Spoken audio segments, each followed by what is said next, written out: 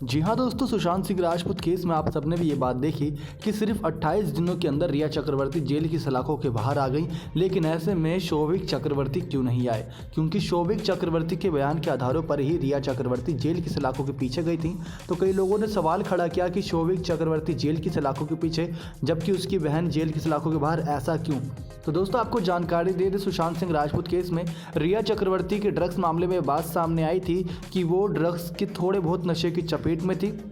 बहुत कम मात्रा में उसका इस्तेमाल हुआ था और जब जांच की गई थी तो उनके घर से कोई भी ड्रग्स बरामद नहीं हुआ था। लेकिन ऐसे में उनकी जो व्हाट्सएप चैट थी और जो बिल पेमेंट था ड्रग्स को लेकर किया हुआ, उसकी वजह से वो फंसी थी और उनको न्यायिक हिरासत में पूछताछ के लिए रखा हुआ था।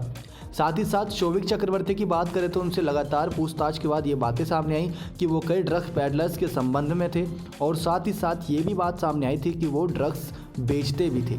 जी हाँ दोस्तों, ड्रग्स बेचते भी थे, यानी कि कुछ लोगों से उनका ऐसा कनेक्शन था जो सीधा उनसे ड्रग्स खरीदते थे या फिर वो सीधा ड्रग पैडलर्स से उनकी मुलाकात कराते थे। आप सुशांत सिंह राजपूत केस में ही ले लीजिए कि अगर शौविक चक्रवर्ती या रिया चक्रवर्ती किसी को भी ड्रग्स की ज़रूरत होती थी तो शौविक चक्रवर्ती ही सबसे पहले सामने आता था और वही आगे जाके ड्रग्स दिलवाता था उन सभी को। इसी वजह से दोस्तों शौविक चक्रवर्ती पर शिकंजा काफ़ी ज़्यादा कसा गया, क्योंकि अगर वो ड्रग्स खरीदते बेचते थे तो कहीं ना कहीं वो ड्रग्स पैडलर को अच्छे तरीके से जानते थे और उनका आगे भी काफ़ी पहुंच थी। और देश में देखा जाए तो ड्रग्स काफ़ी गैरकानूनी माना जाता है। इसी वजह से उनको इतने दिनों तक न्यायिक हिरासत में रखा गया है। ये उनकी सज़ा बढ़ भी सकती है। तो दोस्तों आपको जानकारी दे दें कि जब एनसीबी जांच चल रही थी तो ऐसे में कुछ ऐसे भी ड्रग पैडलर थे जिनके लेकर काफ़ी ज़्यादा छापेमारी की गई थी। उसमें से एक थे अनुज केशवानी, जिनके खिलाफ छापेमारी हुई थी, जिसका नाम केजान इब्राहिम था। उससे पूछताछ के दौरान सामने आया था कि इब्राहिम को इस मामले में पहले गिरफ्तार किया गया था।